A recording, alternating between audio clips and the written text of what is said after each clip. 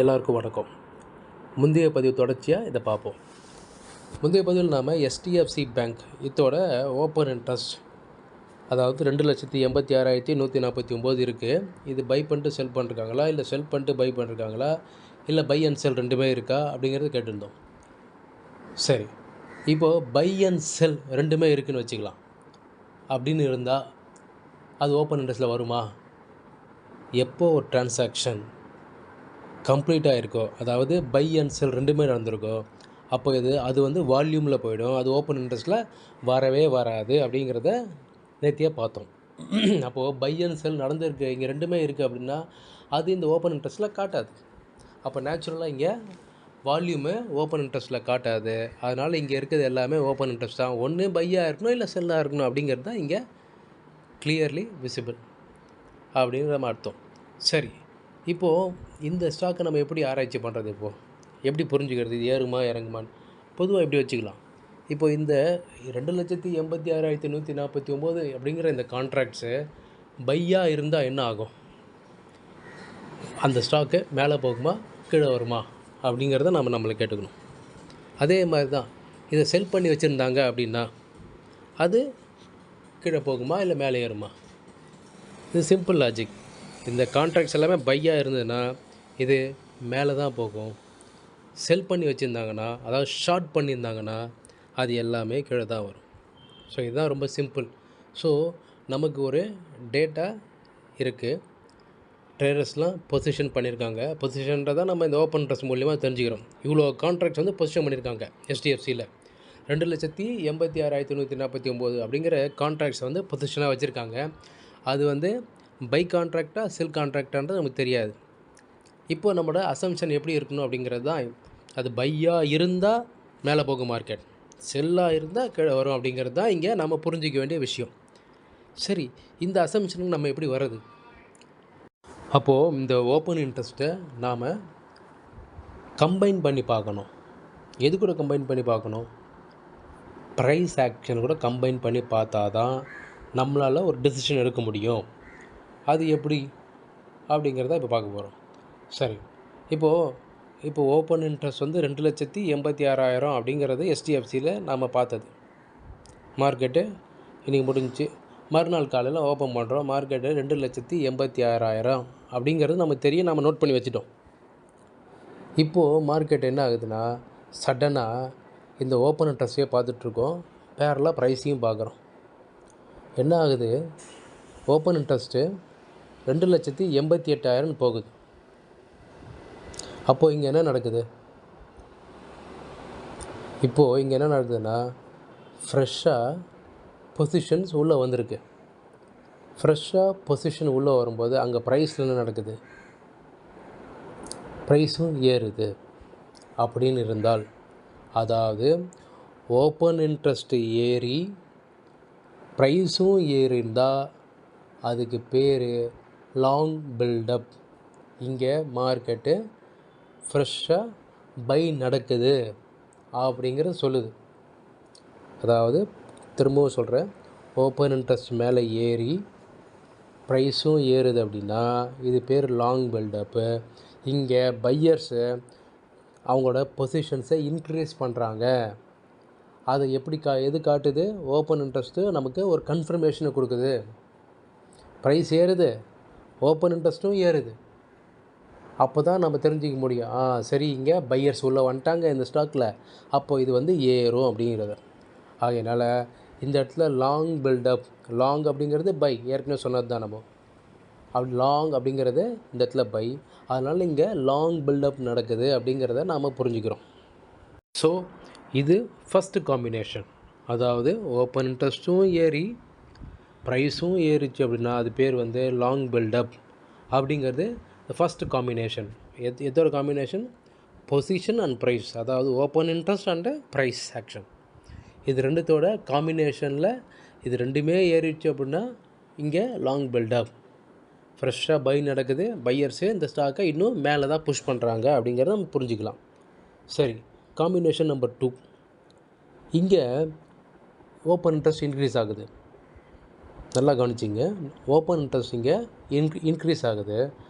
ஆனால் ப்ரைஸ் இறங்குது அப்படின்னா இங்கே என்ன நடக்குது அப்படிங்கிறத புரிஞ்சுக்கணும். ஸோ இங்கே என்ன நடக்குது அப்படின்னா ஷார்ட் அடிக்கிறாங்கன்னு அர்த்தம். அதாவது ஃப்ரெஷ்ஷாக பொசிஷன்ஸை உள்ளே கொண்டு வந்து அதை செல் பண்ணுறாங்க, அந்த ஸ்டாக்கை செல் பண்ணுறாங்க, தட் இஸ் ஷார்ட் பண்ணுறாங்க அப்படிங்கிற மாதிரி நம்ம புரிஞ்சுக்கணும். அப்போது எப்போல்லாம் ஓப்பன் இன்ட்ரெஸ்ட்டு ஏறி ப்ரைஸ் இறங்குதோ அது பேர் ஷார்ட் பில்டப். ஸோ இந்த காம்பினேஷன் பேர் ஷார்ட் பில்டப் அப்படிங்கிறத புரிஞ்சுக்கிறோம். இப்போது நாம் என்ன பண்ணோம், இந்த இடத்துல பார்த்திங்கன்னா ஷார்ட் பில்டப்பில் நாம் அவங்க கூடயே சேர்ந்து செல் தான் பண்ணணும். லாங் பில்டப்பில் அவங்க கூடயே சேர்ந்து நம்ம பை தான் பண்ணணும். நாம் எப்போவுமே ஏற்கனவே நம்ம நிறைய தடவை பார்த்தோம், மார்க்கெட்டு எந்த டைரெக்ஷனில் போகுதோ அந்த டைரெக்ஷனில் போனால் தான் நம்ம சக்ஸஸ் பண்ண முடியும். மார்க்கெட்டுக்கு எதிராக நம்ம போனோம் அப்படின்னா சக்ஸஸ் பண்ணவே முடியாது. அதனால் அது லாங் பில்டப்பா இல்லை ஷார்ட் பில்டப்பா அப்படிங்கிறத தெரிஞ்சுட்டு தான் இங்கே செயல்படணும். அப்போ தான் நம்மளால் மார்க்கெட் கூடவே சேர்ந்து மூவ் பண்ண முடியும். இப்போது தேர்ட் காம்பினேஷன், இந்த காம்பினேஷனில் பார்த்திங்கன்னா இது எப்படின்னா ஓப்பன் இன்ட்ரெஸ்ட் இறங்குது, ப்ரைஸும் இறங்குது. அப்போது இந்த காம்பினேஷன் நம்ம எப்படி புரிஞ்சிக்கலாம், அதாவது ஃப்ரெஷ்ஷாக பொசிஷன் இது இறங்கலை, ஐ மீன் ப்ரைஸ் இறங்கலை, அது மாதிரி ஆகிடுச்சுன்னா என்ன ஆகும், ஓப்பன் இன்ட்ரெஸ்ட்டு இன்க்ரீஸ் ஆகிடும், ப்ரைஸ் கம்மி ஆகிடுச்சுன்னா short build up second one.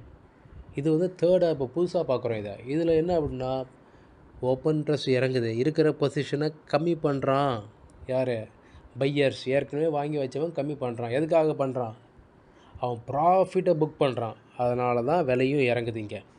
So எப்போல்லாம் ஓப்பன் இன்ட்ரெஸ்ட் இறங்குதோ, அதாவது பொசிஷனை கம்மி பண்ணும்போது ப்ரைஸும் கூட சேர்ந்து இறங்குதோ, அப்போது இந்த காம்பினேஷன் நம்ம என்னென்னு புரிஞ்சுக்கணும், ப்ராஃபிட் புக்கிங் அப்படின்னு புரிஞ்சுக்கணும். இது பேர் ப்ராஃபிட் புக்கிங். ரெண்டுமே இறங்கும். இங்கே பொசிஷன் சொல்லக்கூடியது ஓப்பன் இன்ட்ரெஸ்ட்டும் இறங்கும், ப்ரைஸும் இறங்கும். அப்படி இறங்கிடுச்சுன்னா இது பேர் ப்ராஃபிட் புக்கிங். இந்த இடத்துல குடுகுடுன்னு போயிட்டு நம்மளும் செல் பண்ணக்கூடாது. இந்த இடத்துல இது என்னென்னா ஒரு ப்ராஃபிட்டை புக் பண்ணிவிட்டு திரும்பவும் they will go for buy. So buy the dip அப்படின்ற கான்செப்ட் தான் இங்கே ஃபாலோ பண்ணணும். ஸோ இங்கே பையிங் த டிப் அப்படின்றது ரொம்ப முக்கியம்.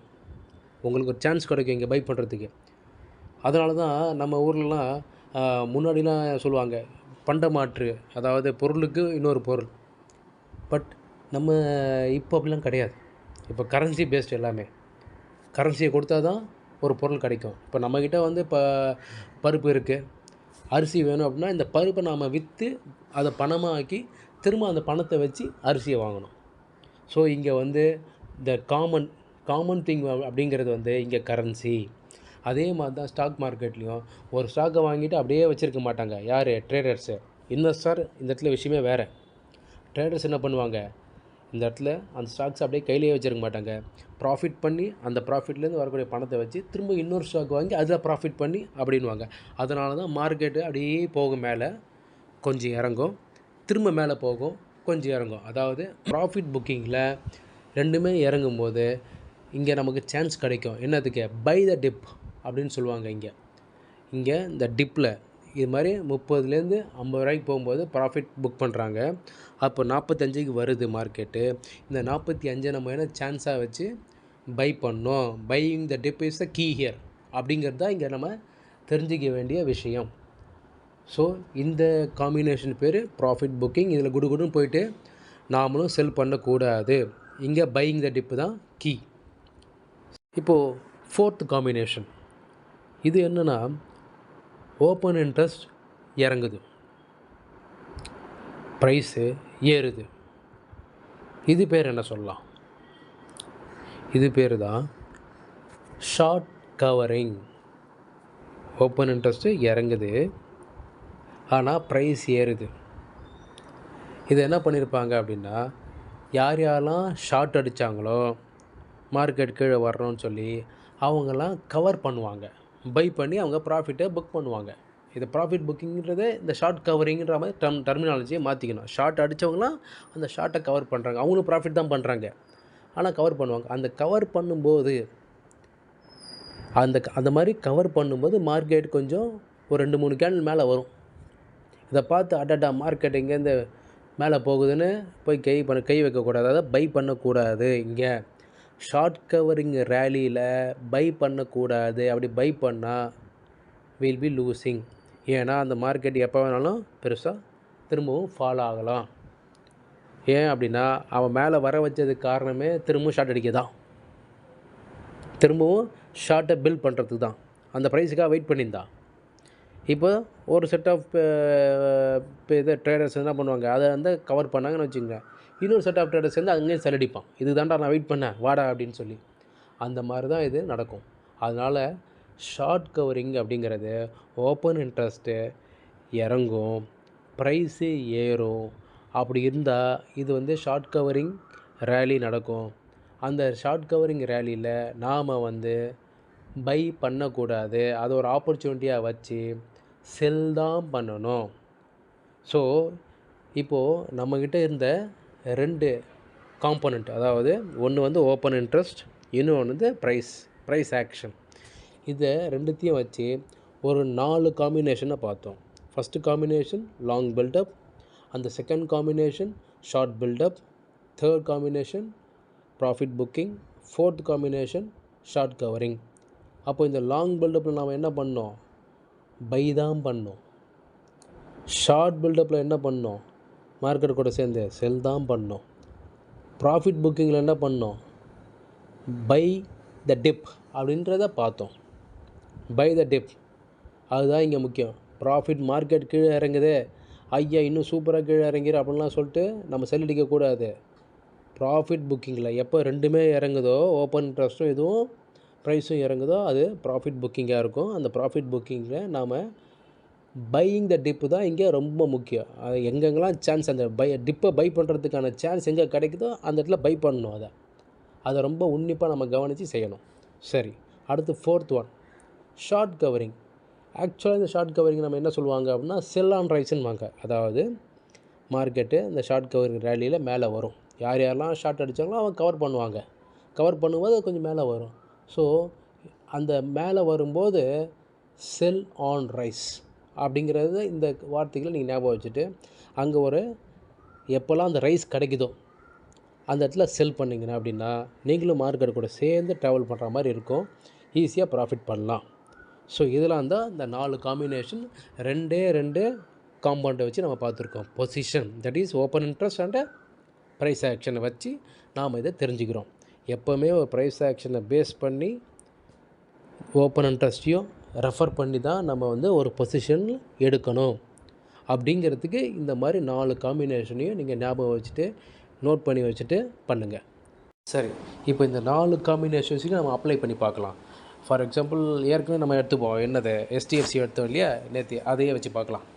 சரி, இப்போ HDFCயில் பார்த்தீங்கன்னா கான்ட்ராக்ட்ஸ் வந்து 2,86,000.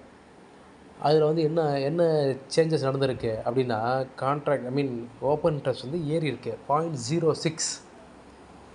Change in open interest in percent வந்து ஏறி இருக்குது. ஆனால் ப்ரைஸு கம்மியாக இருக்குது. ப்ரைஸு கம்மியாக இருந்து ஓப்பன் இன்ட்ரெஸ்ட் ஏறி இருந்தால் அது என்ன அர்த்தம், ஷார்ட் பில்டப்னு அர்த்தம். HDFCயில் அப்போ ஷார்ட் பில்டப்பு நடந்திருக்கு அப்படின்னு அர்த்தம். சரி, இன்னொரு ஸ்டாக்கையும் பார்க்கலாம். Reliance Industries. இங்கே open interest 14,423, change in open interest வந்து 8.49. அதாவது நான் பர்சன்ட்டில் சொல்கிறேன். 8.49 அப்படிங்கிறது இன்க்ரீஸ் ஆகிருக்கு, ப்ரைஸும் அங்கே இன்க்ரீஸ் ஆகிருக்கு. அப்போ என்ன அர்த்தம், இங்கே லாங் பில்டப் நடந்திருக்குன்னு அர்த்தம். சரி, இப்போ நிஃப்டியை பார்க்கலாம். நிஃப்டியை பார்த்தீங்கன்னா 5,49,000 அப்படிங்கிறது ஓப்பன் இன்ட்ரெஸ்ட்டு.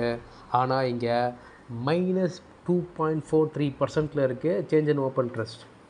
அப்போது அதே சமயம் ப்ரைஸு இன்க்ரீஸ் ஆகிருக்கு. அப்போது நிஃப்டியில் என்ன நடந்திருக்கு அப்படின்னா ஷார்ட் கவரிங் நடந்திருக்கு அப்படிங்கிறது. இந்த மாதிரி எல்லாத்தையும் நம்ம வந்து கம்பைன் பண்ணி புரிஞ்சிக்கணும். ஸோ இப்போது ஃபைனலாக இன்னொரு காம்பினேஷன், இது காம்பினேஷன் சொல்ல முடியாது, இருந்தாலும் ஒரு பர்டிகுலர் ஸ்டாக்கில் மூவ்மெண்ட்டே இருக்காது.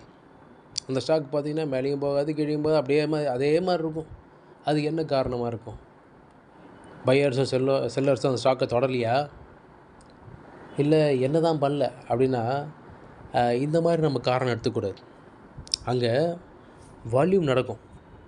எப்படின்னா பையர்ஸ் வந்து ஒரு 1000 கோடிக்கு அந்த ஸ்டாக்கை வாங்குவான். செல்லர்ஸ் திரும்ப ஒரு 1000 கோடிக்கு அந்த ஸ்டாக்கை ஷார்ட் பண்ணுவான்.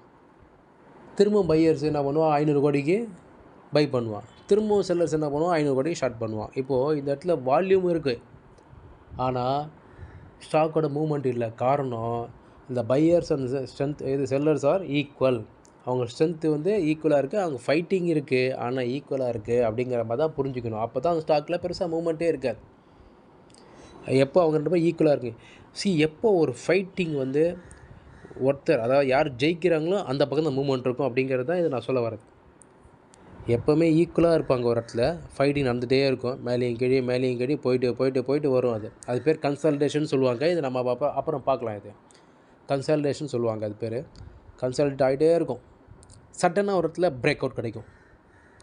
அந்த இடத்துல வந்து பிரேக் அவுட் கிடைக்கும்போது, இப்போ அந்த ஓப்பன் இன்ட்ரெஸ்ட் கம்பேர் பண்ணும்போது அது என்ன மாதிரி பிரேக் அவுட்டு, மார்க்கெட் ஃபால் ஆகுதா இல்லை மேலே போகுதா அப்படிங்கிறத நம்ம தெரிஞ்சுக்கிறோம்.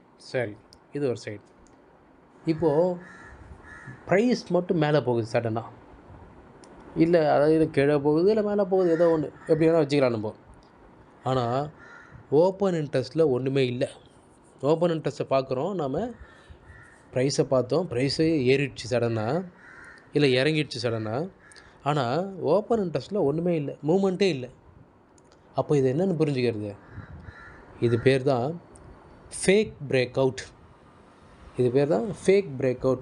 இந்த இடத்துல நாம் என்ன பண்ணோம், கையை கட்டிட்டு கம்முன்னு இருக்கணும். இந்த இடத்துல அந்த ஸ்டாக்கை தொடவே கூடாது. ரொம்ப நாளாக மூவ்மெண்ட்டே இல்லாத ஒரு ஸ்டாக்கில் திடீர்னு இது மாதிரி ஒரு மூவ்மெண்ட் கிடச்சிதுன்னா, அது ஓப்பன் இன்ட்ரெஸ்ட்டோட கம்பேர் பண்ணும்போது தான் நம்மளால் வந்து புரிஞ்சிக்க முடியும் இது வந்து ரியல் பிரேக் அவுட்டா இல்லை ஃபேக்கா அப்படின்னு. ரியல் பிரேக் அவுட்னா அது என்ன சொல்லும், ஓப்பன் இன்ட்ரெஸ்ட்டும் அதை காமிச்சு கொடுத்துரும். எப்போ இது லாங்கு, இது வந்து ஷார்ட்டு, இது ஷார்ட் கவரிங்கு, இந்த மாதிரி சில விஷயங்கள் எல்லாத்தையுமே காமிச்சிடும் அது. அதனால் நீங்கள் இதை ரொம்ப கேர்ஃபுல்லாக பார்த்து இது ரியல் ஆர் ஃபேக் அப்படிங்கிறத புரிஞ்சுட்டு அது உள்ள என்ட்ரி கொடுக்கும்போது சக்ஸஸ்ஃபுல் ட்ரேடை வந்து நம்மளால் பண்ண முடியும் அப்படிங்கிறத பார்ப்போம். சரி, ரைட்டு. இப்போ அடுத்து வரக்கூடிய வீடியோ இல்லாமல் தொடர்ந்து ஆப்ஷன் ஓஐ ரொம்ப மோஸ்ட் அவைட்டட் இது சப்ஜெக்டு. இந்த ஆப்ஷன் வந்து ரொம்ப பெரிய சப்ஜெக்டு, ஓஷன் சொல்லலாம் இது. ஸோ இதை நம்ம பார்ட் பை பார்ட்டாக பார்ப்போம். எப்படியும் ஒரு 10 to 15 பார்ட்ஸாவது வரும். அது தொடர்ந்து நம்ம பார்ப்போம். நன்றி, வணக்கம்.